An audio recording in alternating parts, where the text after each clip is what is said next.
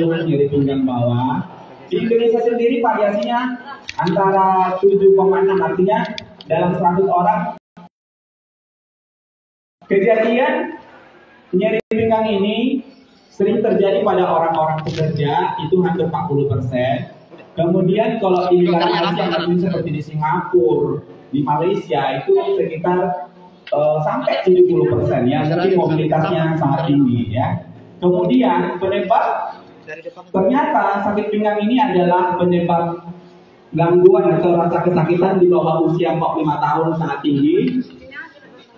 Dan banyak kali orang karena sakit pinggang nggak mau kerja ya. Kalau saya banyak sekali nih, terutama karena sepanjang hari saya menghadapi orang-orang yang bekerja di kebun. Jadi banyak sekali tuh pasien alasannya nggak bekerja karena sakit pinggang ya. Nomor 2 paling banyak ya. Kemudian nomor 5 paling banyak kenapa orang mencari dokter. Alasannya itu karena sakit pinggang ya. Jadi kalau diurutkan ada 5 penyakit, nomor 5 itu orang sakit pinggang maka menjumpai dokter ya, urutan nomor 5 ya. Nah, kalau orang sudah sakit pinggang kronis atau lebih dari 3 bulan sakit terus, itu diperkirakan menghabiskan uang 1 tahun itu sekitar 90 juta. Bayangin ya. Kita nggak nyadar karena ada BPJS yang hitung-hitung. Kadang-kadang udah berobat ke dokter dalam sampai setahun, nggak tahu dia menghabiskan 90 juta. Ya, kira-kira kasarnya seperti itulah. Kalau dihitung-hitung obat yang digunakan, pemeriksaan yang digunakan, jasa rumah sakit itu setiap orang kalau udah sakit pinggang kronis setahun bisa biayanya 90 juta. Cuman karena kita pakai BPJS kita nggak nyadari, oh di foto lah, periksa ginjal, ekstra lah, USG lah, nggak sadar kita itu. Kalau dihitung itu uangnya itu ada sekitar, jadi mahal gitu loh. Sakit pinggang itu biayanya mahal. Oke, lanjut. Nah, tapi satu hal yang perlu diketahui bahwa ternyata sakit pinggang ini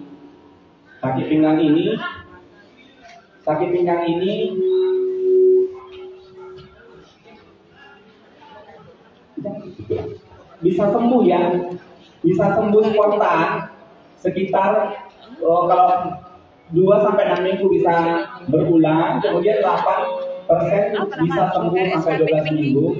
Nah, yang itu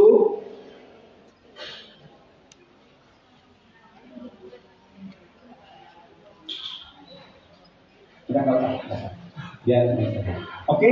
Nah, satu hal yang harus kita ingat, nggak semua sakit pinggang itu perlu dioperasi ya. Lihat nih, hanya sekitar 1-20%. Jadi kalau 100 orang yang sakit pinggang yang jantungnya dioperasi itu hanya 2 orang. Ya, itu perhitung-hitungan kasarnya seperti itu ya. Yang pernah mengalami operasi itu hanya sekitar 2% ya. Jadi kenapa bisa misalnya jadi tinggi? Berarti ada yang salah ya. Oke, lanjut. Nah, siapa-siapa aja yang berisiko untuk dapat sakit pinggang ini ya? Yang pertama usia. Udah pasti makin tua makin gampang sakit pinggang ya. Jadi itu misalnya 50 ke atas. Jadi kalau saya nggak heran kalau dari 50 ke atas menjumpai saya dengan keluhan sakit pinggang, oh udah wajar, pasti udah tinggi ya. Angka kesakitan sakit pinggang pasti udah tinggi. Nah, yang kemudian yang jenis kelamin wanita lebih sering daripada pria. Kenapa? Karena wanita lebih sibuk daripada pria, melahirkan berkali-kali misalnya ya. Jadi sakit pinggang itu paling gampang sama wanita ya, apalagi banyak di dapur segala macam ya. Kemudian kegemukan, oh ini udah pasti, ini musuh saya nih kok di poliklinik ya. Ini orang kayak gini pasti saya tangkap langsung. Ya, calon. Nah, obatnya cuma jamin, jaga mulut. Oke, kemudian orang-orang yang kebiasaan merokok, kemudian aktivitas fisiknya yang sedikit, banyak dulu dia nonton TV, nonton drama Korea aja, drakor ya, nonton sambung terus 24 jam ya, dia banyak nggak ada pergerakan, itu akan berisiko sakit pinggang ya. Kemudian riwayat trauma, oh dokter 3 bulan yang lalu saya jatuh, jadinya kayak mana, jatuh terduduk di kamar mandi kami, biasanya seperti itu ya. Kemudian mengangkat pot bunga segala macam, terjatuh, jadi ini ada riwayat trauma. Kemudian tanpa disadari bahwa orang-orang yang stres, cemas, depresi, itu resikonya sangat tinggi untuk sakit pinggang. Dia nggak sadari, dia utang jatuh tempo, kredit jatuh tempo, anaknya tawang kuliah, banyak yang dipikirkan, banyak cemas, banyak takutnya, itu gampang sekali pinggangnya sakit ya. Jadi banyak faktornya, ya banyak sekali faktornya. Next. Nah, belum lagi pekerjaan. Pekerjaan yang bagaimana yang bikin gampang sakit pinggang? Ini pekerjaan yang duduk atau berdiri lama. Siapa contohnya ini? Ibu guru 8 jam ngajar, ya kan? Ngajar aja terus berdiri ya. Kemudian yang kerja di jualan 24 jam nggak ingat dia duduk berdiri aja.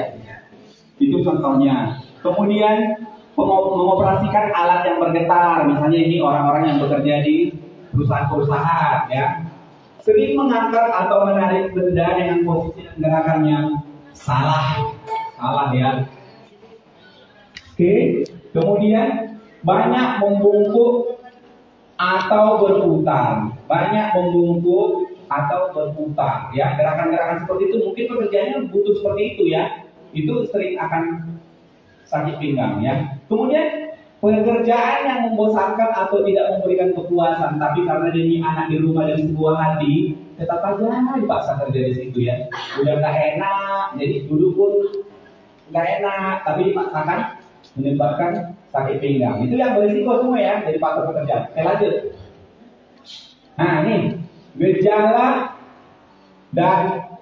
gejala nyeri punggung bawah ini kira-kira nyeri, merasa pada umumnya ya, merasa nyeri dan kaku pada punggung bawah bagian bawah ini, cenderung beringat tapi bertahan berkepanjangan ya, bisa dibawa-bawa gitu loh. Nyeri biasanya dapat membaik maupun timbul pada malam hari ataupun saat beristirahat. Ya, kalau udah tidur dia hilanglah rasa sakitnya, ada seperti itu. Oke, lanjut. Oke. Nah, jika rasa sakit muncul, ada tekanan pada saraf. Kalau sarafnya udah terlibat, maka rasa sakit menyebar sampai ke pinggang atau pinggul. Bisa mati rasa, bisa rasa kesetrum, menusuk-nusuk dan rasa terbakar ya. Kemudian sulit bergerak dan memburuk kalau berolahraga ya. Kemudian juga nyeri saat batuk atau bersin atau posisi tertentu. Itu kalau sarafnya sudah terlibat ya. Jika rasa sakit muncul karena tekanan saraf. Lanjut. Oke, apa penyebabnya? Itu tadi kan orang-orang yang berisiko. Sekarang kita cari apa sebabnya kok bisa sakit gitu ya. Nah, ini lihat di tulang belakang kita itu ada unsur-unsur daging otot ya. Ini ada ujung otot yang melekat ke tulang, namanya ligamen. Ada sendi, persendian. Kita semua tahu lah persendian. Kemudian ada saraf-saraf, ada dari organ-organ dalamnya. Next. Nih lihat, ini badan kita ya. Ini badan kita, tulang belakang kita. Kalau kita mulai dari luar ke dalam, ini adalah otot-otot. Ini banyak sekali otot-otot ini ya, di tulang belakang kita ya. Ini semua otot. Maaf ya, ini otot semua otot ya. Ini lagi ya. Kan kita cuma nampak kulit. Kita nggak nampak otot di bawahnya ya. Makin ke dalam kita, ini ada namanya ligamen. Ligamen itu yang mengikat dua buah tulang ya. Ya, jadi kalau ototnya ini bermasalah, kalau ligamennya ini bermasalah, kalau tulang-tulangnya ini bermasalah, ini ada tulang-tulang belakang kita ya. Coba ya, biar tambah pintar dikit ya. Siapa tahu malas buka Google. Lihat saya dulu ya. Ini tulang belakang kita potong, stop, gitu ya. Ini nampak dari atas, ini adalah tulang belakang kita. Jadi sakitnya itu bisa dari otot, bisa dari punggung tulang, bisa dari tulang, bisa dari saraf yang keluar, ini saraf keluar banyak. Ini saraf-sarafnya banyak keluar ya. Penyebab yang lain bisa dari bagian dalam ya. Oke, lanjut. Nah, yang pertama yang terjadi adalah otot punggungnya yang bermasalah, yang menyebabkan nyeri ya. Biasanya nyeri hanya di sini, nyeri terlokalisasi di sini ya. Rasa sakit di sini saja.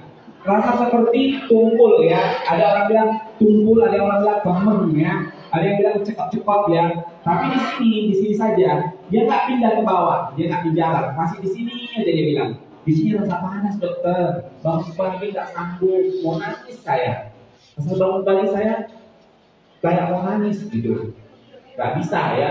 Kemudian biasanya kalau yang sakit cuma di daging ini, biasanya membaik dia dengan dipijat ya, disuruh suaminya pijat atau anaknya, oh udah segaran gitu ya. Biasanya kalau cuma ototnya yang bermasalah. Kemudian biasanya timbulnya mendadak ya. Oke, lanjut. Nah, kemudian penyebab yang kedua adalah, yang pertama adalah penyebab pekerjaan ya, pekerjaan. Jadi orang-orang seperti ini siapa ini kalau bisa dilihat? Ini adalah kuli bangunan ya. Ini sangat berisiko untuk otot-ototnya sakit ya. Cuman kadang-kadang karena beban hidup terlalu banyak, sakitnya di tangan-tangan saja. Ya, bahkan kadang-kadang udah lama udah bengkok tulangnya baru jumpai saya, atau tenaga lagi, nggak bisa lagi ngangkat semennya. Tapi sehari-hari dia biarkan aja sakit, yang biasa sakit pinggang gitu ya. Tapi disinilah saya mau terangkan, jangan dibiarkan ya, karena kalau dibiarkan berhari-hari berminggu-minggu akan menjadi lebih buruk ya. Kemudian ini jenis pekerjaan yang melibatkan gerakan mengangkat, menarik, ataupun menjadi memutar yang berulang-ulang. Ini orang ini mau pindah ke sana ke sini, ngangkat batu, ngangkat semen, ya timbullah sakit pinggangnya. Kemudian duduk di balik meja sepanjang hari, ini orang-orang kantoran ini. Ya, ini orang kantoran duduk, kerja laptop di depannya terus ya. Jadi ini beresiko ya. Harusnya setiap 2 jam harus berdiri. Nggak boleh lebih dari 2 jam duduk di posisi yang sama. Rusak otot-ototnya ya. Oke, jadi next. Nah, ini beban punggung yang sering nih anak kita sekarang di dalam itu 20 kilo lebih bawahnya. Ya, nih belum apa-apa udah sakit pinggang dia, kadang sakit bahu juga beberapa ya. Ini sakit pinggang karena kebiasaan membawa beban yang berat. Dan tas yang berat memperberat beban punggung. Kalau ini nggak usah ditanya lah, ini banyak ini. Karena rinduan aja ditahan-tahan nih, sakitnya luar biasa. Pinggangnya sakit ya, apalagi umur kehamilannya makin besar, itu akan sakit. Apalagi yang sebelumnya dia pun udah ada keluhan pinggang hamil tambah jadi ya.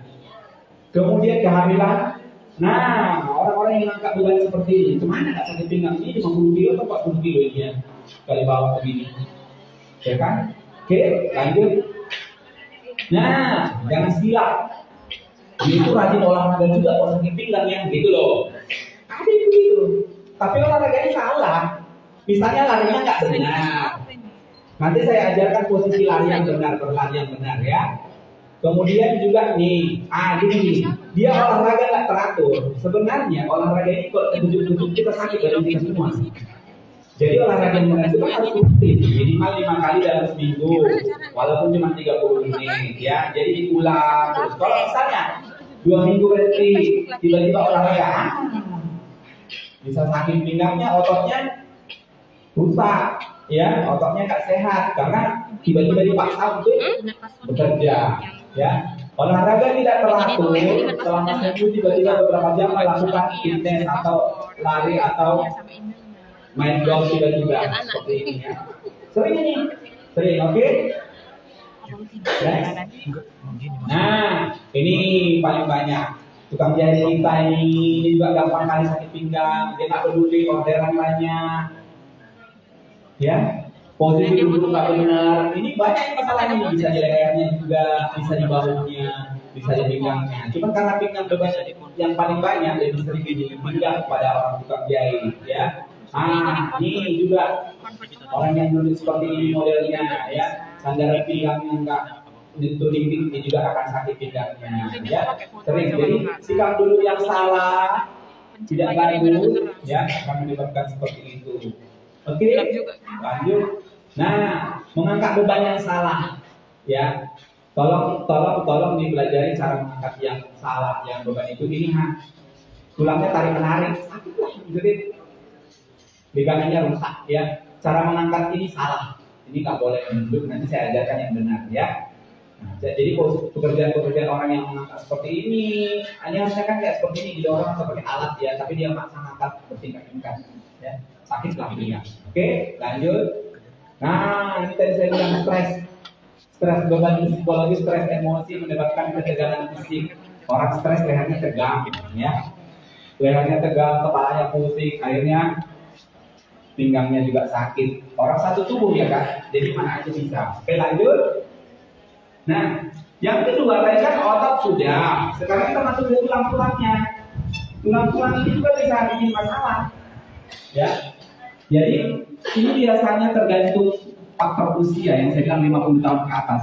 Makin hari tulang kita makin aus, makin rusak, ya. Nggak ada makin tua, makin hari kan rambut jadi putih, wajah jadi keriput, mata jadi kabur, dulunya katarak sekarang katarak, ya.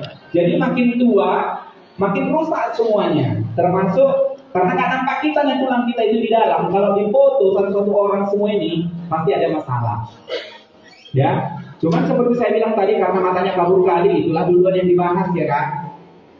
Karena sakit kali kepalanya dulu yang dibahas atau kacamatanya dulu dibahas, jadi pinggangnya terlupakan, misalnya seperti itu ya.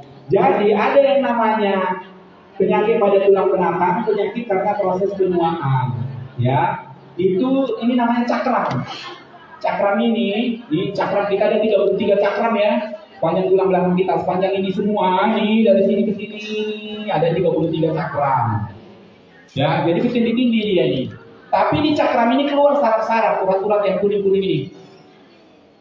Ya, jadi kalau ada masalah di antara cakram ini, kan bisa menekan saraf yang keluar ini. Jadi setiap saraf yang tersenggol, yang tertekan, nanti ada masalah. Ya, nah lanjut. Jadi ini ada 10%. Nah, ini lanjutannya ya.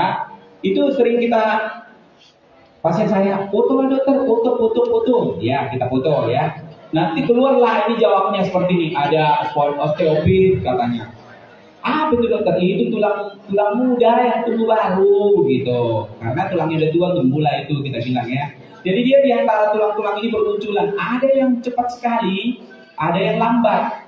Ya, tergantung bawaan badan dia, apakah ditemukan, apakah kurus, apakah banyak makan kalsium, apa enggak, itu berpengaruh ya. Jadi tulang rawan persendian bermasalah. Itulah penyakit degeneratif ya. Lanjut. Nah, yang kedua penyebab sakit pinggang adalah osteoporosis. Ini silapnya semua pasien bilang dianya osteoporosis ya. Saya osteoporosis sudah dari mana tahunya? Apa yang diperiksa? Asal sakit pinggang dibilangnya osteoporosis sudah ya. Jadi masih 40 umurnya dia bilang dia osteoporosis gitu ya. Nah, cocok. Nanti kita terangkan ya. Kemudian osteoporosis itu terjadi karena ini normal ya tulangnya. Tulang ini kalau kita copot yang hitam ini pindahkan. Ini kalau normalnya seperti ini. Kalau udah keropos, ini kopong-kopong banyak. Banyak warna coklat-coklatnya kopong-kopong ya. Jadi zat-zat tulangnya itu, komponen tulangnya itu habis keropos lah istilahnya ya. Nah, hasilnya seperti ini kalau diambil rongsen nih. Tulang yang udah keropos dia akan mempengaruhi tulang di sekitarnya. Masa yang di sini udah roboh, ya ini roboh. Ya, tulang itu kan bertindih, geser semua. Kalau satu roboh, yang lain pengaruh. Ya, oke.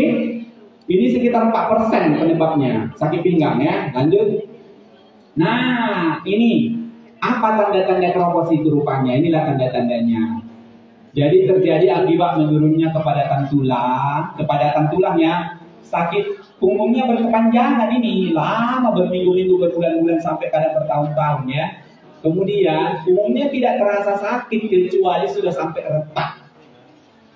Kalau udah sakit kali dia itu kita foto kemungkinan besar udah retak lah baru terasa kalau keropos. Ya udah retak dulu tulangnya baru menimbulkan gejala yang nyeri hebat ya. Ini umumnya berkurangnya orangnya jadi pendek. Perhatiin kan kalau gejalanya kayak gini pakai tongkat-tongkat, baru kita bilang osteoporosis. Banyak ini kalau kita pilih-pilih kita perhatikan, kalau gejalanya kayak gini, itu tulangnya udah memendek, udah banyak yang keropos. Jadi tinggi badannya itu berkurang. Dulu dia 168, sekarang 162 tingginya. Kalau mulai begini kan, jadi tingginya jadi berkurang ya. Biasanya lebih sering laki-laki, wanita yang jadi korban yang lebih sering pada wanita. Ya. Dan semakin tua, semakin berisiko. Ya, semakin tua kita semakin mudah osteoporosis. Oke, lanjut. Ya, yang kedua, yang ketiga, apa sih yang bikin sakit pinggang lagi karena penuaan? Namanya facet joint syndrome. Facet itu adalah hubungan antara tengok nih. Ini tulang kita, ini tadi kan cakram. Antara cakram itu ada pengikatnya. Antara ibu ini dengan ini ada pengikatnya di badan kita namanya. Nah, kerusakan di antaranya ini itu menyebabkan rasa sakit yang luar biasa. Ini banyak kasusnya, ya. Ini mirip. Nah, kalau pasien saya semua dibilang sakit terjepit ya kan. Pas dia bilang dokter saya terjepit, padahal penyakitnya di sini. Ya, ini bisa meradang, bisa keropos, ya. Banyak sebabnya. Namanya facet joint. Jadi terjadi kerusakan antara penghubung cakram tulang belakang kita, ya. Biasanya ciri khasnya gini loh, coba diingat ya. Sedikit mereda saat membungkuk ke depan. Gini dia enak. Begitu begini dia ada sakitnya, gitu. Ya, itu bedanya. Gini dia agak enak, tapi kalau penenadah dia sakit karena teregang. Kalau dirapatkan dia agak enak, kalau dijauhkan sakit. Itu persendiannya. Belum terjepit loh. Ya, jangan langsung diponis terjepit, oke? Nah, posisi berdiri lama dapat meningkatkan rasa sakit ya pada sendi tadi. Lanjut. Oke, ini gejalanya. Lihat. Gejalanya itu bisa sampai ke depan paha, bisa sampai ke perut. Seringkali pasien itu bilang, bukan appendix saya dokter, sampai ke sini loh sakitnya. Padahal dari sini awalnya. Tapi sampai ke depan paha saya, ya, dia bisa sampai ke sini. Tapi ingat, kalau sendi facet itu nggak pernah melewati lutut. Jadi kan saya selalu nanya, saya juga gambar, lewat lutut nggak? Dia nggak pernah lewat lutut, hanya sebatas paha. Sampai paha saja, ya, sampai paha. Dia kalau persendian antara tulang belakang itu yang rusak, itu sampai paha. Nggak pernah lewat lutut ke bawah, ya. Jadi memburu nih.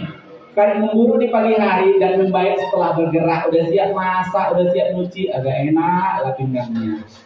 Ya karena kaku dia kan, seperti awak rematik gitu kan. Oke? Nah, bekerja dengan posisi duduk lama seharian dengan postur tubuh yang buruk akan memicu kambuh. Oke, lanjut. Nah, ini yang sering, ini yang selalu kami ingatkan ya, saraf terjepit.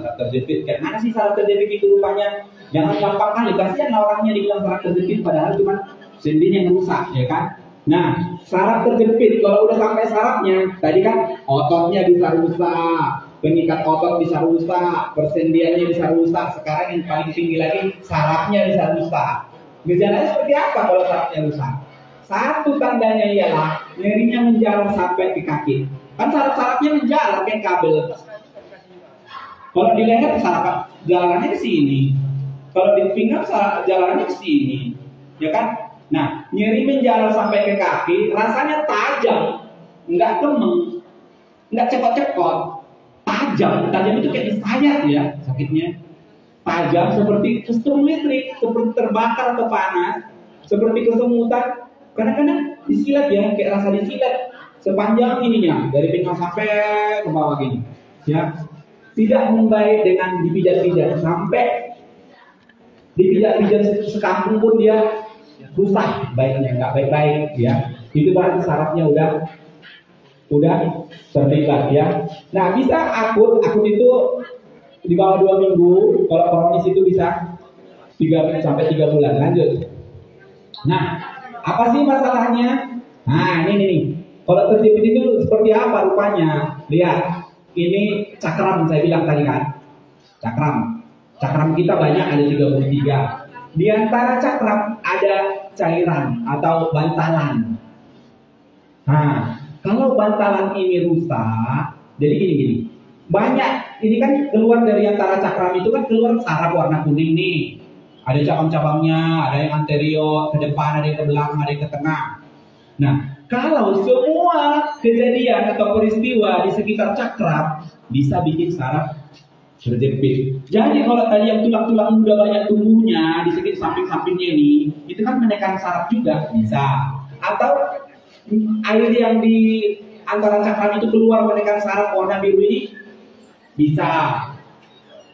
Bisa ya. Atau tulangnya ini juga patah, terjatuh tabrakan bisa juga menekan. Jadi semua peristiwa, semua hal-hal yang di antara cakram ini yang menekan urat saraf ini bisa menenggol, bisa menekan, bisa mengguit-guit, itu namanya udah saraf terjepit. Banyak peristiwanya. Nanti dokter menganalisa kira-kira apa yang paling mungkin dari pemeriksaan yang paling sederhana sampai yang paling tinggi. Nanti kita jelaskan. Lanjut. Nah, tanda-tandanya apa? Yang kemudian ada dua di situ ya. Ini spinal stenosis namanya. Tadi satu kan HNP tadi. HNP itu hernia nucleus pulposus, keluarnya cairan dari cakram. Yang kedua ini bukan ke saraf kecil yang keluar dari tengah, tapi ke sumsum tulangnya, ke medula spinalis, saraf besar. Jadi biasanya ini pasiennya dua-dua, kiri kanan sakit. Dua-dua. Ciri khasnya itu pasiennya nggak bisa berdiri ya, 10 menit aja udah langsung seperti ada yang menggandol-gandol kata pasien itu. Macam ada yang gantung-gantung di pahanya sampai betisnya itu ya. Biasanya 5 menit, 10 menit berdiri, apalagi jalan 50 meter udah minta duduk dia. Baru mulai lagi, duduk lagi, mulai lagi. Ya, itu namanya spinal stenosis ya. Nyerinya rasanya seperti mati rasa, kram di kaki, telapak kaki atau bokong. Gejala yang lebih parah berjalan berdiri tegak atau menindih ke belakang atau tetap berkurang saat duduk membungkuk atau berbaring. Dia ciri khasnya kalau duduk enak, berjalan sakit.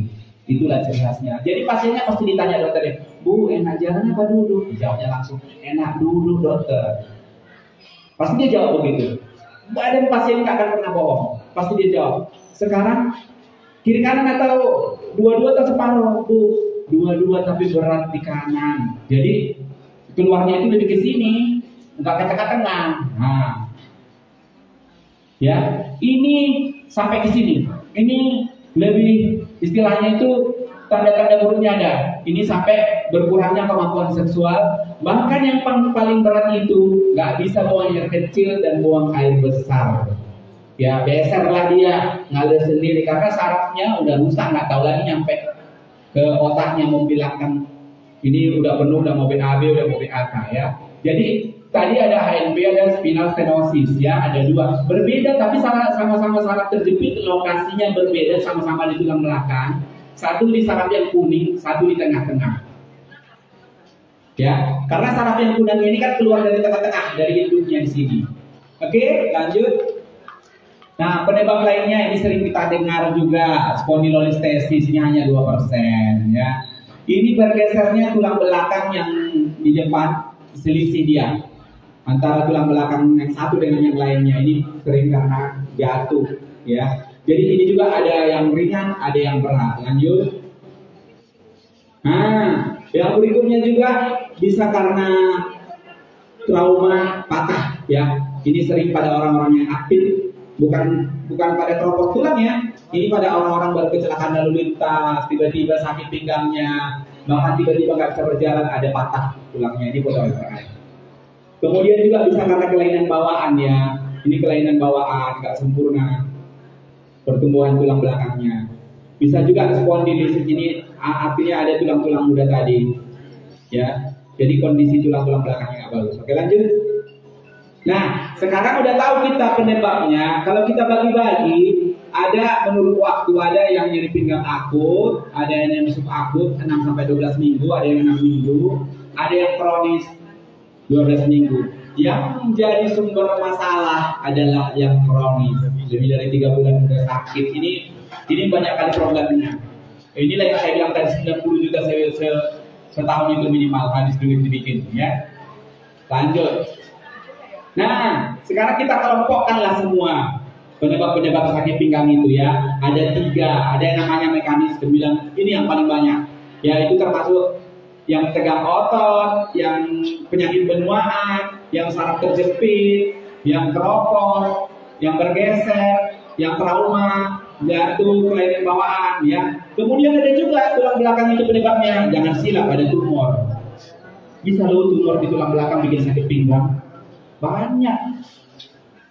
Kalau di antara tumor banyak. Saya beberapa kali dapat yang CA payudara, tumornya itu menyebar ke tulang belakang. Jadi kalau udah dia bilang saya udah kemo dokter udah siap, tapi sekarang pinggang saya kok sakit. Nah nggak heran, tinggal kejar ke pinggangnya, kejar aja ke pinggang pasti dapat. Tumornya udah nyebar ke situ, ke tulang belakang ya. Nah penyakit di rongga perut ini Indonesia kali kalau ini. Semua yang sakit pinggang dibilangnya sakit ginjal. Wah ini sampai di sini banyak banget ini keluarga kita. Sikit-sikit sakit ginjal, sikit-sikit sakit ginjal. Padahal berapa jumlahnya? Cuma 2% loh yang penyebab sakit pinggang itu dari ginjal. Jadi kalau ada 100 pasien, ada 20 cuma. Ini terbalik, 80 dibilangnya kalau pasien kita ini. Jadi saya banyak kali terima lemparan dari urologi. Hampir tiap hari saya terima lemparan dari urologi. Ini sakit pinggang, udahlah pasiennya udah merepek-repek. Bikin aja rujukannya. Nggak diperiksa dulu. Nggak di screening dulu seperti saya bilang tadi apa aja penyebabnya. Jadi rujukannya udah keluar, padahal dia akhirnya sampai ke urologi cuma sekali pertemuan langsung dilempar ke kita. Banyak seperti itu ya. Hanya 2%. Jadi ingat tadi saya bilang kalau 10 hanya 2, kalau 100 20. Ini terbalik. Dari yang sakit pinggang merasa 80 orang karena ginjal. Nggak ginjal saya dokter, maksa kali dia biar sakit ginjal dia. Ya, jadi maksud saya kalau sakit pinggang jangan ginjal dulu yang dipikirkan, itu artinya. Yang lain-lain dulu, masa langsung tersiksa ginjal.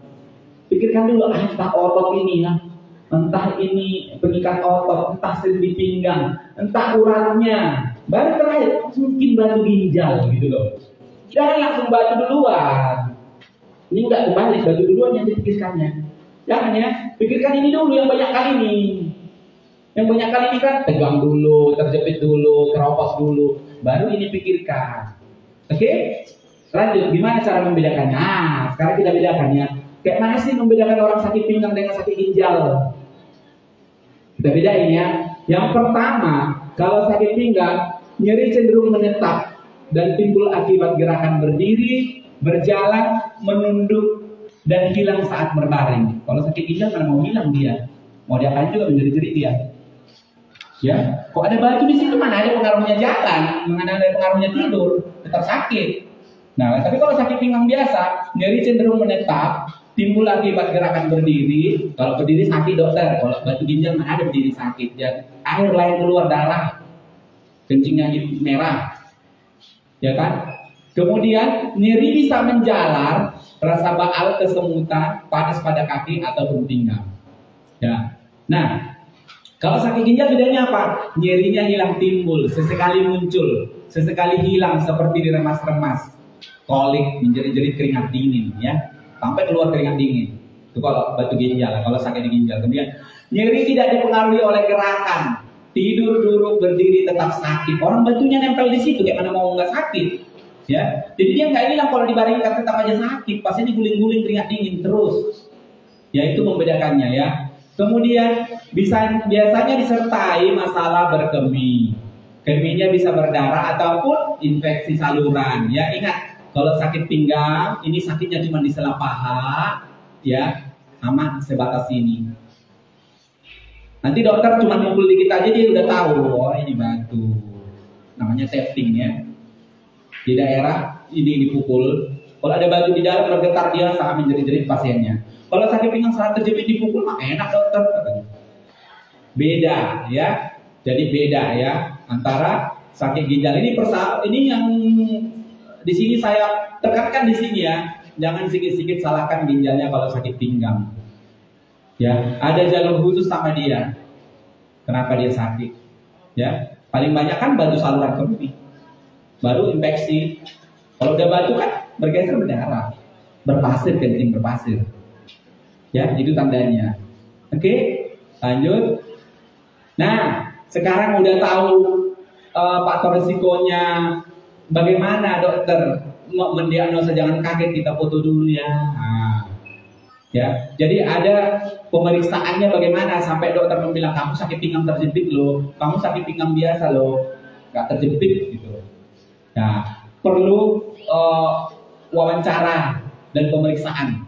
Dokter punya ilmu untuk melakukan wawancara dan pemeriksaan fisik. Kemudian kalau dokternya merasa perlu bantuan, nggak dapat, udah capek ngomong-ngomong, udah capek periksa bolak-balik badan, nggak jelas juga, perlu pemeriksaan ini. Pemeriksaan sinar X, bisa di USG, bisa di CT scan, bisa di MRI, bisa juga pemeriksaan darah, rupanya demam-demam pasiennya, sakit pinggang lah ya. Bisa pemeriksaan tulang untuk osteoporosis dan pemeriksaan saraf, misalnya ada EMG antara saraf lainnya. Oke, lanjut. Nah, kalau udah ketahuan sakit diapain? Yang pertama, kebanyakan nyeri pinggang bawah itu dapat sembuh sendiri, ya, yang ringan. Kemudian pengobatan itu tergantung pada berat ringannya nyeri pinggangnya. Kalau ringan mungkin di rumah aja, dipijat-pijat, minum paracetamol 3 kali dah hilang. Misalnya yang ringan ya.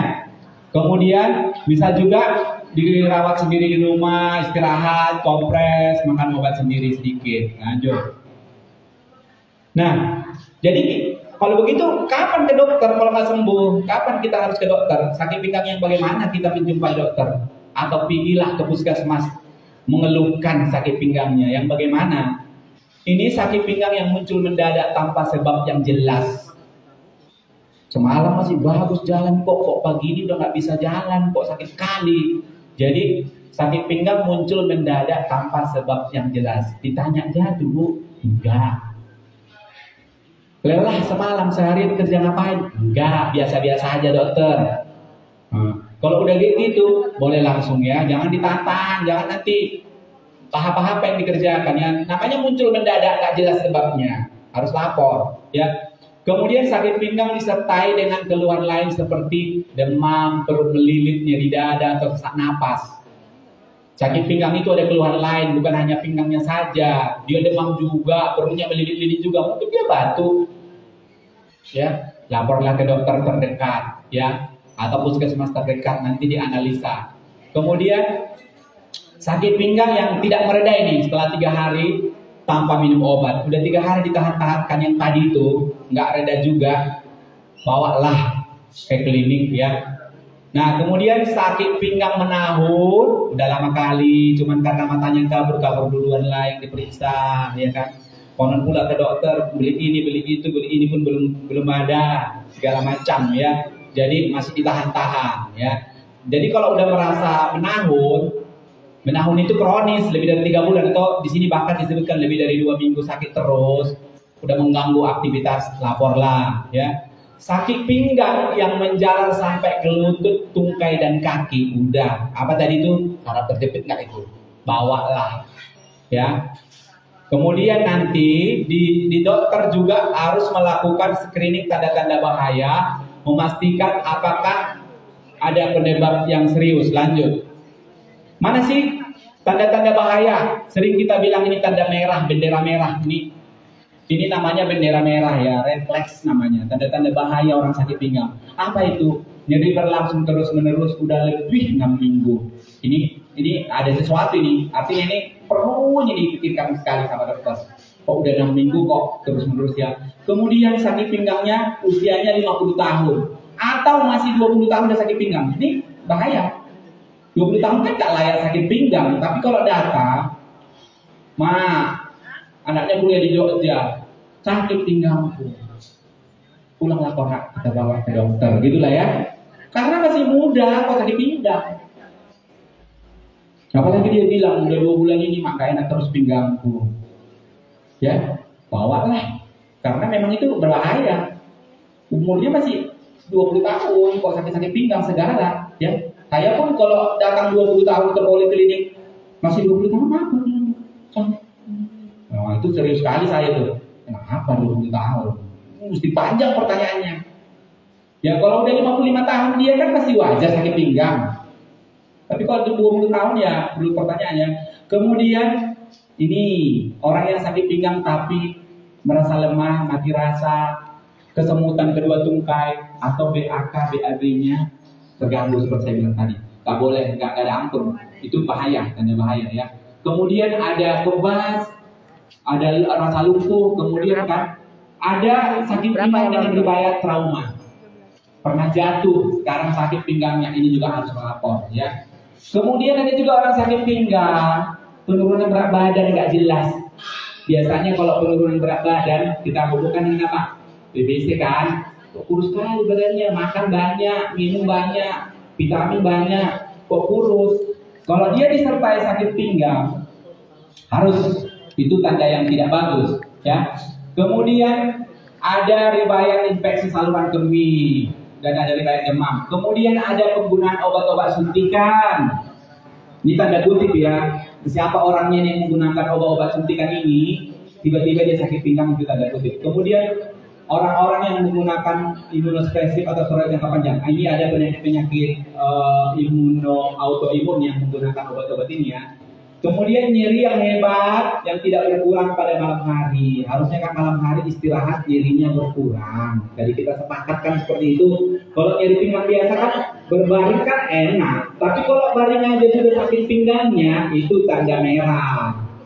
Tidak boleh dipelihara. Beda itu. Harus dilaporin ya. Kemudian nyeri makin hebat pada posisi terlentang. Ini hati-hati juga. Oke, lanjut.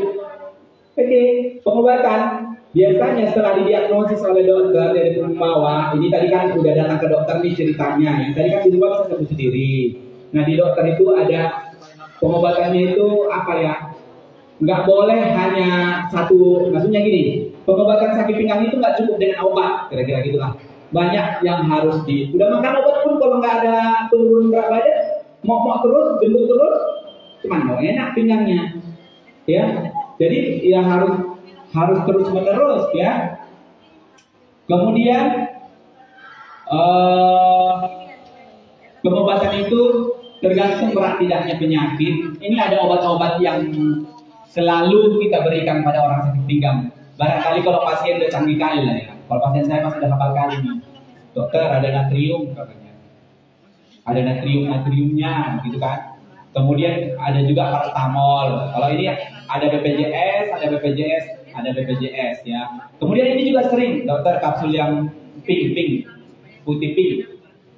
Dah apa nih ada gabapentin? Ya, kalau pasien saya rata-rata udah familiar dengan obat ini. Di seluruh dunia ini loh. Ini yang saya sebutkan standar dunia ya. Bukan hanya di Indonesia, inilah penanganannya. Oke, lanjut. Nah, kemudian dianjurkanlah fisioterapi ya. Pasien disarankan untuk tetap bergerak aktif, jangan mengandalkan korset melulu, 24 jam pakai korset, tidur pun dia pakai korset, mana-mana dia pakai korset ya. Itu namanya pinggangnya tidak bergerak. Jadi harus bergerak aktif, nggak boleh. Biasanya hari keempat udah harus dibiasakan bergerak, nggak boleh baring terus, 2-3 hari saja istirahat ya. Kemudian tujuannya apa sih? Sebenarnya untuk meningkatkan kekuatan otot, memperbaiki fleksibilitas, artinya gerakan tulang-tulangnya itu lebih bagus ya. Kemudian kemampuan untuk menggerakkan sendi dan juga mengkoreksi postur yang tulang belakangnya tidak bagus tadi ya. Teknik tergantung jenis penyakitnya. Nggak sama nyeri pinggang karena ototnya aja dengan saraf terjepit beda gerakannya, beda alatnya, nggak sama ya. Kemudian ada latihan fisik, ada alat-alat yang dipakai kalau di terapi mulai dari pemanasan dan segala, ada yang di stroke namanya itu TENS ya. Kemudian alternatif lain bisa akupuntur, ini si chiropractor, ini ada ya di Medan ada juga. Ini ada meditasi. Lanjut. Nah, nggak mempan. Udah berobat 2 bulan, 3 bulan nggak mempan, tetap aja sakitnya menjerit-jerit pasiennya. Selanjutnya apa yang dikerjakan? Indikasi operasi. Dokter akan memikirkan operasi pasien dengan saraf terjepit yang menetap akibat HNP ataupun spinal stenosis ya, yang tidak respon dengan obat-obatan dan fisioterapi ya. Gangguan saraf atau lemah atau lumpuh yang berlangsung, tiba-tiba langsung lumpuh pasiennya, nggak bisa, harus dilakukan operasi ya. Kemudian juga gangguan yang udah mati rasa, gangguan buang air kecil, buang air besar udah terganggu, ini harus dioperasi, harus dibuang yang menjepit tadi ya. Tidak ada perbaikan selama, sebenarnya teorinya seperti ini, 4-6 minggu kasus-kasus saraf terjepit nggak sembuh harus dipikirkan operasi. Masalahnya apa? Masalahnya pasiennya ketakutan. Ada beberapa pasien saya dari meja operasi pun lari. Udah kita support, udah kita rujuk, udah kita MRI, udah kita buat janji sama dokter yang mengoperasi, sampai di meja operasi masih ketakutan terus. Dengar si ini. Dari meja operasi udah terdaftar lari dia. Ya, kebanyakan masalahnya di situ. Kebanyakan masalahnya di situ pasien nggak siap untuk menerima tindakan, itu banyak kasusnya. Ya. Jenis-jenisnya ini, barangkali ada yang pernah mendengar ya. Ini disnya dipotong, cakram tadi itu antara cakram itu yang keluar itu yang menekan itu dipotong. Atau lamina yang saya bilang penyebab nyeri nyata itu dipotong. Untuk tujuannya semua mengurangi rasa sakit. Ya, kalau sembuh sempurna kali seperti umur 30 atau sebelum dioperasi, enggak, jarang lah. Pasti tetap ada gejalanya sedikit-sedikit. Oke, lanjut. Oke, sekarang kalau begitu dokter, supaya kami nggak sakit pinggang, apa yang bisa kami kerjakan sehari-hari? Ngapain kami, gitu ya? Apa yang kami buat, gitu ya? Yang pertama, ini musuh saya, mengurangi berat badan. Nggak boleh seperti ini ya. Udah pasti orang sakit pinggang, orang kegemukan itu pasti gampang sakit pinggang, ya. Kemudian menggunakan sepatu rata dengan sol sepatu yang nyaman. Nggak boleh seperti ini, mohon maaf lah. Orang kayak gini gampang kali sakit pinggang, maksa banget. Ya, sekarang kan udah musim seperti ini, inilah yang benar. Soalnya enak, sepatunya ringan, nggak membebani pinggang. Mohon maaf, jangan seperti ini. Ya, hindari pergerakan yang mendadak atau tekanan berlebih. Maksa kali hujan turun mesti dorong pot bunga. Ya, pot bunganya pun 20 kilo. Awal musim hujan dorong. Nah, habis itu gitu. Maksa kali dia, soalnya perlu kan hujan ini biar bunganya cantik lah. Ya. Nah, jadi hindari pergerakan yang mendadak atau tekanan berlebihan. Lagi-lagi kurangi stres, tekanan pikiran, macam-macam. Makin tua makin jadi nih. Kalau nomor 4 ini. Kalau sampai umur 20 nggak tahu apa-apa lah, lantak minta uang mas beres. Naik ke atas ini makin banyak. Stres, tekanan pikiran, cemas ya. Hindari merokok dan alkohol. Ini juga masih banyak sih di pelakunya ini. Nomor 5 ini masih banyak. Kemudian kebiasaan makan yang baik dan sehat. Makanan yang baik dan sehat kan hindari yang berlemak-lemak, cenderung ke buah-buahan dan biji-bijian. Ya kan? Ini intinya ini kan buah-buahan, biji-bijian ini banyak. Toh? Ya kan? Lanjut. Nah, ini paling banyak juga. Ini paling banyak ya. Berdiri tegak, kepala menghadap ke depan dan mundur. Ini jalan gini-gini aja nih, entah apa yang dilihat di bawah kan. HP gini. Harusnya tegak kan. Lama-lama sakit pinggang dia. Nah, posisinya harus seperti ini, nggak boleh kayak gini ya. Nah, ini yang jadi masalah. Tapi saya kadang-kadang segan bilangnya, kan ada uang dokter kan. Ini tempat tidur yang benar. Ini sering sekali bikin sakit.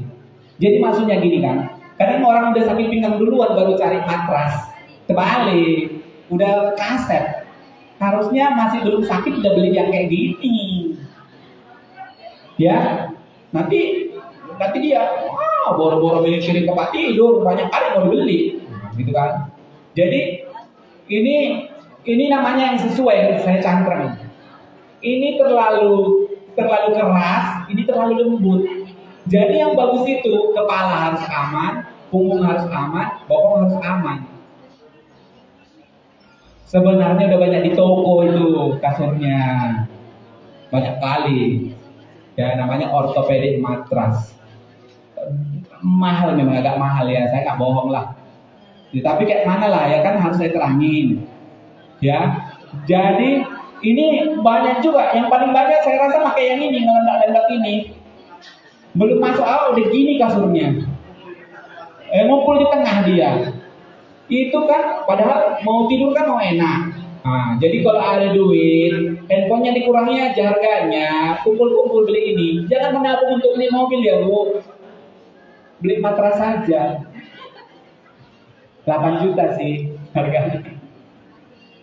Ya, jangan uangnya ini untuk beli mobil. Saya harapkan beli yang ini. Oh, solusi saya. Jadi kalau misalnya dibilang di alas yang kasar, saya salah juga. Kalau udah HNP, nggak boleh di alas yang kasar. Terlalu keras kan nggak boleh. Terlalu keras nggak, salah juga. Yang benar itu nggak keras sekali, tapi nggak melendok. Ya, bagaimana dokter, pengganti duit kami nggak ada, apa yang kami buat? Saran saya, tilang kamu biasa 1 jadi 2, 2 jadi 1, 2 kapuk jadi 1. Oh, dipadatkan, udah agak mirip, ya, 2 jadi 1, 2 bahan jadi 1 kasur. Nah, itu ganti yang ini ya. Tapi nggak tahu, mahal juga kali ya. Kapuk mahal juga kan? Mahal juga. Gini aja, kalau udah tua-tua beli jangan yang apa, yang double. Jangan yang berapa? 2 kali berapa? Yang besar itu? Nggak usah itu ya. Kemudian yang sering bermasalah menyetir. Ibu-ibu ini, oma-oma paling sering. Nggak pernah nyetirnya kayak gini. Pasti maju di melonjak ke depan. Ya, pokoknya nggak boleh ada celah di punggung terhadap kursi. Kadang dibantu pakai bantal di sini ya, saya ajari ya. Didorongkan bantal guling di sini kecil. Ya, kadang-kadang di leher dikasih bantal leher supaya full bersandar seperti ini ya. Tanpa kita sadari kita udah sakit pinggang jadinya karena salah posisi. Oke, jadi kasur udah, cara berjalan udah, lanjut. Oke, ini olahraga lari yang benar. Nggak boleh seperti ini menunduk sambil jogging. Ini salah. Ya, itu sakit pinggang. Yang benar harus tegak lurus. Ya. Nah, juga berenang ya. Ada tekniknya supaya nggak sakit pinggang. Jangan asal digerak-gerakkan semua. Pulang-pulang, baik nih pasien saya, kan saya selalu sarankan berenang. Udah berapa kali berenang? Dokter, kalau habis berenang tambah sakit pinggangku. Banyak salah gerak. Ya, boleh didiskusikan sama yang pelatih renang di situ sebenarnya. Biasanya kalau renang ada. Ya. Kemudian gerakan olahraga lakukan seperti ini. Ini gampang. Ini gampang. Ya, olahraga untuk mencegah sakit pinggang banyak nih. Gampang di YouTube banyak. Jangan pulsanya untuk nonton aja. Coba putar YouTube untuk sakit pinggang. Namanya low back press, latihan sakit pinggang gitu, udah keluar semua yang benar. Ya, ini yang sederhana ya. Jangan nanti pun kalau misalnya udah salah terjepit kan ada arahan terapis yang mana yang bisa dikerjain. Tapi yang sederhana sebelum masih cuma sakit pinggang kemung-kemung karena salah angkat pot, boleh dikerjakan. Ya. Oke, yoga juga harus dipimpin 1 orang, boleh ya. Lanjut. Nah, ini mengangkat dan memindahkan barang yang baik. Ngangkat galon aqua nggak boleh seperti ini, salah. Nggak boleh langsung nunduk. Jongkok dulu, diangkat, bikin di dada. Jangan coba-coba ya. Ngangkat galon itu nggak boleh seperti ini. Paling banyak kan ngangkat galon. Ya, nggak boleh seperti ini. Jongkok dulu. Kalau saya dari lantai nggak sanggup langsung kayak gini, saya pindahkan dulu ke sini. Baru bikin di dada, baru bikin kayak gini. Oke, kalau cuma 2 kilo nggak apa-apa. 10 kilo ke atas bagaimana? Oke, jadi angkatlah beban sesuai kemampuan. Jika benda berat lebih baik mendorong daripada menarik. Lebih baik mendorong daripada menarik. Jadi buat bunganya didorong, jangan ditarik. Lebih baik mendorong daripada menarik ya. Bagi beban yang dibawa sama rata antara sisi tubuh. Ini belanjaannya di sini berat kali, di kanan. Di sini cuma tas, di sini udah 50 kilo. Hah? Banyak belanja kayak gitu, coba perhatikan. Tangan kiri 20 kilo, di sebelah kanan pas. Taruh di mana soalnya? Ya kan? Jadi sebelum berangkat hati-hati. Yang di jalan dari dalam mall jauh ke bawah nenteng-nenteng, ya sakit. Ya, itu juga nggak disadari bikin sakit pinggang. Jadi bagi beban yang dibawa sama rata antara sisi tubuh kiri dan kanan, ada timbang dulu belanjanya. Di sini buah banyak, di sini minyak goreng banyak. Bagi 2 sama, yang berat sebelah. Ya, lanjut. Next. Oke, ada yang mau bertanya? Jadi udah tahu ya. Ada yang mau ditanyakan silakan langsung ya. Iya, Bapak Ibu, hari yang dipercarakan kondisinya. Jelas semuanya.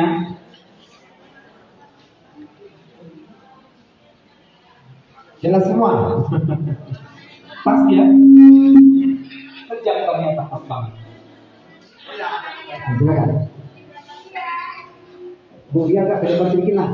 Agak ke depan aja biar nampak. Kita lagi apa? Live di Facebook. Disebutkan identitasnya. Selamat pagi. Selamat pagi dokter. Saya Ria dari Politologi. Jadi dokter mau nanya nih, kalau misalnya sakit punggung dokter, terus dia pergi ke pengobatan kretek, kan lagi musim pengobatan kretek itu dokter. Iya, yang kretek gitu. Itu gimana dokter? Itu yang kretek chiropraktik namanya ya. Iya.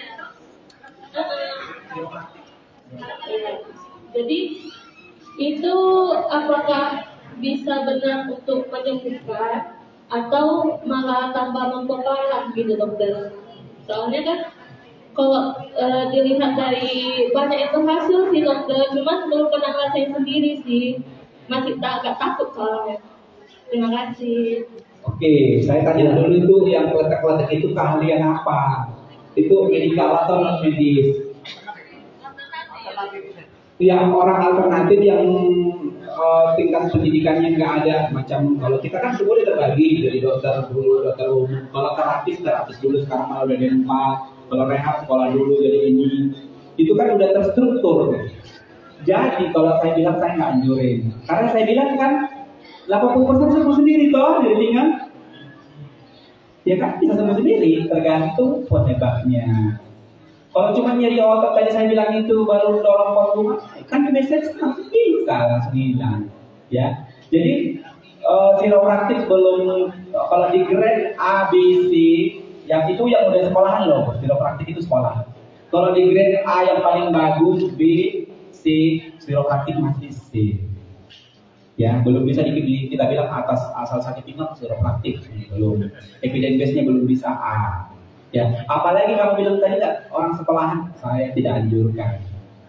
Ya, kalau memang nyeri pinggang ringan, jelas sebabnya nggak ada tanda-tanda bahaya yang saya sebutkan tadi, refleksnya, ya obat sendiri dulu, pijat biasa pakai es boleh, ya pijat sama anak atau suami boleh pijat dulu, makan paracetamol yang bisa dibeli di warung, bisa, tunggu 3 hari. Ya, kalau makin membaik lanjutkan, kalau makin buruk harus lapor ke dokter. Ya, jadi saya nggak anjurkan. Kecuali kamu bilang ada dokter, ada sertifikasi ini, saya masih bisa terima. Ya, pokoknya ada struktur sekolahannya. Ya, jangan kita salah. Ya, pokoknya memang harus benar-benar mempelajari ya. Yang udah mempelajari aja pun belum tentu pas dapatnya. Apalagi yang cuma sekedar otak-otak. Ya, memang kalau otak kita dibunyiin, sendi kita pasti otak-otak semua. Ya, pasti patah-patah semua ini. Ya. Kalau chiropraktik itu tersertifikasi ya. Ya itu tersertifikasi. Yang jadi dokter dia ngambil siro lagi. Itu tersertifikasi. Ada lagi yang mau tanya? Ya, ada yang mau tanya.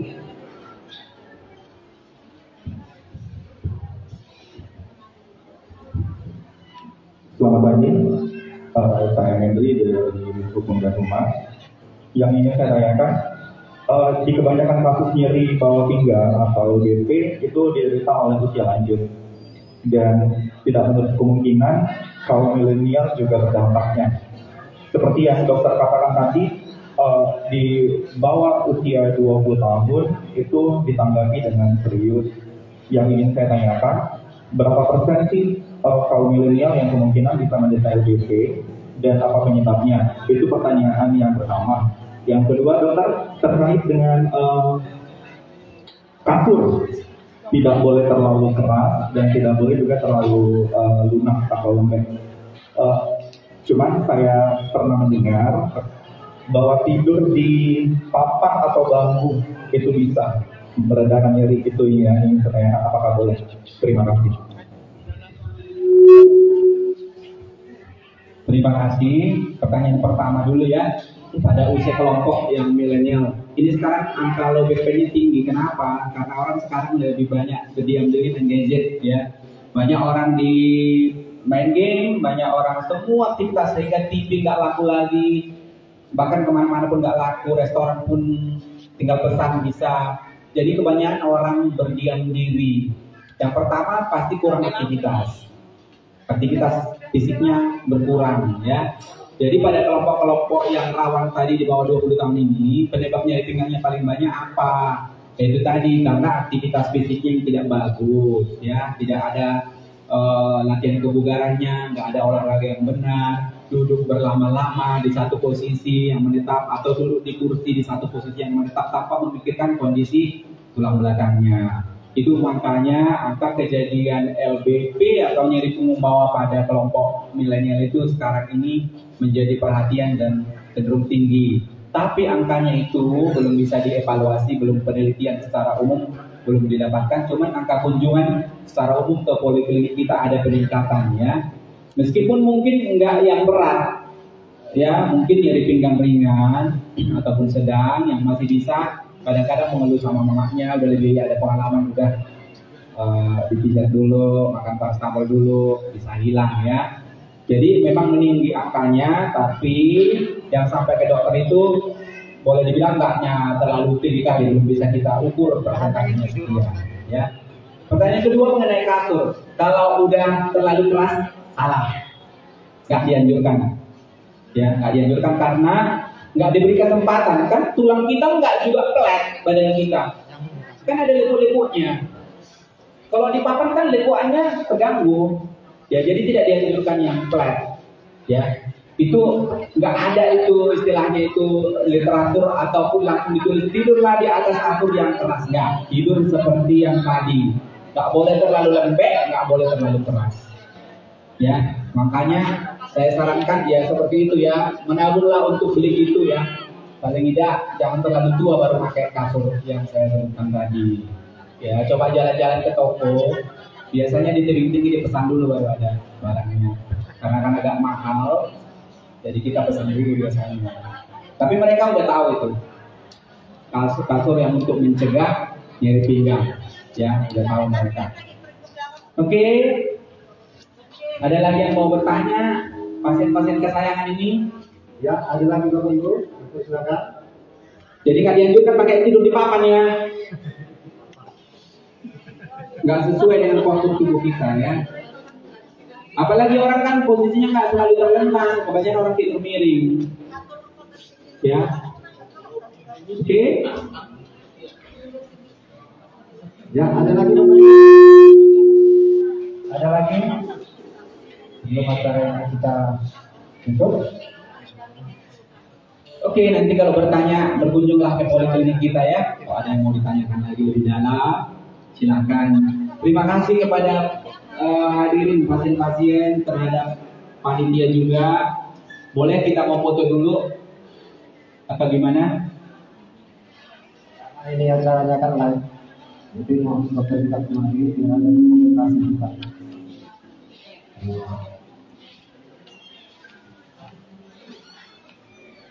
Di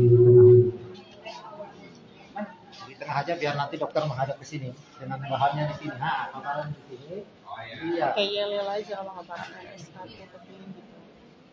Oke Bapak Ibu ya, kami atas nama seluruh sahabat kerja ini bilang barangkali terlalu dari seluruh tim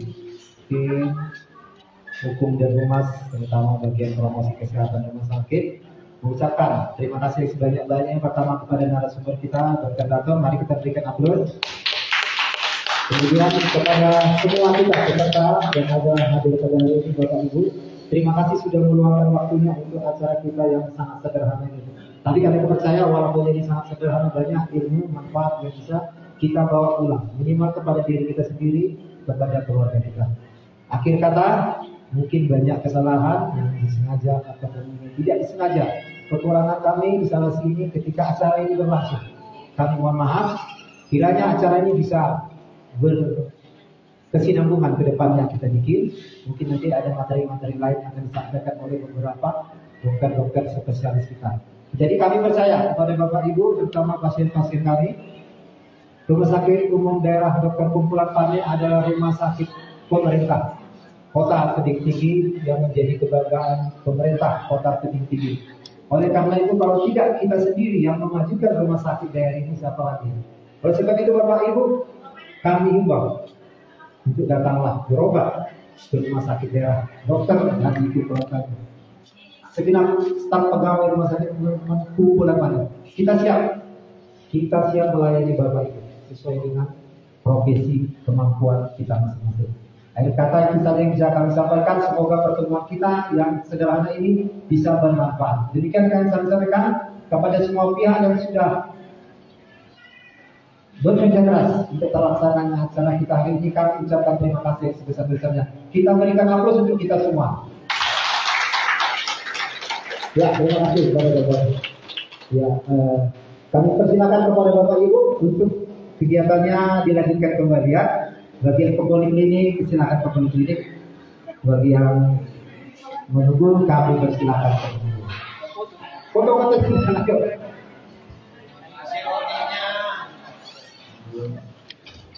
Terima kasih rotinya. Dokter, barangkali ada teman kita dari media, jadi buat kita supaya bisa masuk ke media online. Boleh. Terima kasih dokter. Kalau tidaknya ada bahan yang boleh kita sampaikan. Terima kasih ibunya dokter. Terima kasih rotinya. Tetap sehat.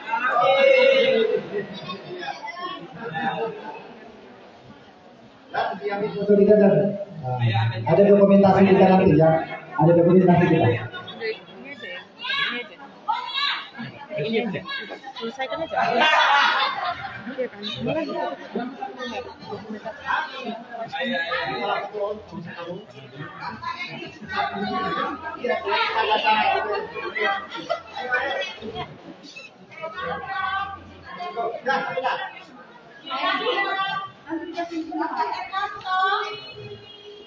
Iya kan? Bapak Hermanto. Terima kasih.